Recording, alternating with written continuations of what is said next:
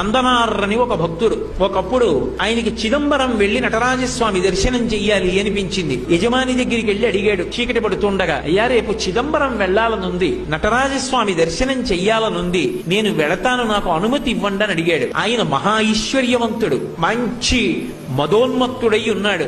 ఎందుకు పంపించాలి పాలేరుని, వీడితో పని చేయించాలి తప్పనుకున్నాడు. తప్పకుండా వెళ్ళు, ఆ ఒక్క మాటే వినపడింది నందనారికి. సంతోషపడిపోయాడు. ఆయన అన్నాడు, ఇవాళ రాత్రి మనకున్నటువంటి 500 ఎకరాల పొలాన్ని నాగలి పట్టి దున్ని, విత్తనాలు చల్లి, పంట పండించేయి, కోత కోసేయి, గడ్డి తీసుకెళ్లి వాము వేసేయి, ధాన్యాన్ని అంతటినీ కూడా దులిపేయి, ధాన్యాన్ని బస్తాలకెత్తేయి, ధాన్యాగారాలకి తీసుకురా, అంతా కూడా శుభ్రంగా సంరక్షణ చేయి, పంట పొలంలో మళ్ళీ ఎక్కడా ఒక్క గడ్డి పరక లేకుండా తీసేయి, చిదంబరం వెళ్ళిపో అన్నాడు. ఆయనకి ఇవన్నీ వినపడలేదు, ముందు వెళ్ళిపో అన్న మాట వినపడింది. సంతోషపడిపోయాడు. తర్వాత ఇవన్నీ వినపడ్డాయి.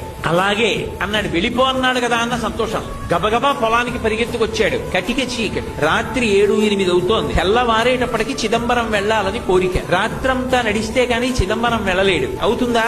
ఒక్కనాటికి అవధానం అర్థమైపోయింది. అయ్యో, చిదంబరం వెళ్ళమన్నాడన్న ఆనందంలో వచ్చేసానే, ఇప్పుడు నేను ఈ చీకట్లో ఈ పొలం ఎలా దున్నుతాననుకున్నాడు. ఒక్కసారి ఆకాశం ఆయన స్వరూపమేగా, పైకి చూశాడు. శివా నరిచి నిన్ను చూడకుండా ఉండలేనయా అని స్పృహ తప్పి పడిపోయాడు. ఆయన తలుచుకుంటే ఒక్కసారి సంకల్పం చేస్తే పంట పండేస్తుంది. కానీ తన భక్తుడు పడవలసిన కష్టం తాను పడాలనుకున్నాడు. కైలాసంలో కొడుకులిద్దరిని పిలిచాడు. విఘ్నేశ్వరుడు, సుబ్రహ్మణ్యుడు, ప్రమదగణాలు, పార్వతీదేవి అందరూ కలిసి భూమి మీదకి వచ్చారు. శంకరుడు స్వయంగా పంచె తీసి పైకి పెట్టి గోచి పోసి కట్టాడు, నాగలి పట్టాడు. ఆయన తలుచుకుంటే ఎంతసేపు భూమి దున్నేశాడు. పార్వతీదేవి విత్తనాలు జల్లింది. విఘ్నేశ్వరుడు కలుపు తీశాడు. సుబ్రహ్మణ్యుడు కోత కోశాడు. పంటంతా పండేసింది, తీసుకెళ్లి గాదెలో పోసేశారు. గడ్డివాం వేసేశారు. తెల్లవారుతోంది, ఇంకా 2 అవుతోంది. నందుణ్ణి లేపాడు. నందనార్ చిదంబరం వెళ్ళన్నాడు. ఎలా వెళ్ళను, ఎలా పంట అన్నాడు. పండేసింది చేర్చేశామన్నాడు. నీ యజమానికి చెప్పి వెళ్ళిపో అన్నాడు. గబగబా పరిగెత్తుకుంటూ యజమాని దగ్గరికి వెళ్ళాడు. నువ్వు చెప్పినట్టు పంట పండించానన్నాడు. తెల్లబోయాడు జమీందారు. లేచి వచ్చి చూశాడు, గాదెలో పంట ఉంది, గడ్డివా ఉంది, అన్నీ ఉన్నాయి. అర్థమైంది శివానుగ్రహం అంటే ఏమిటో.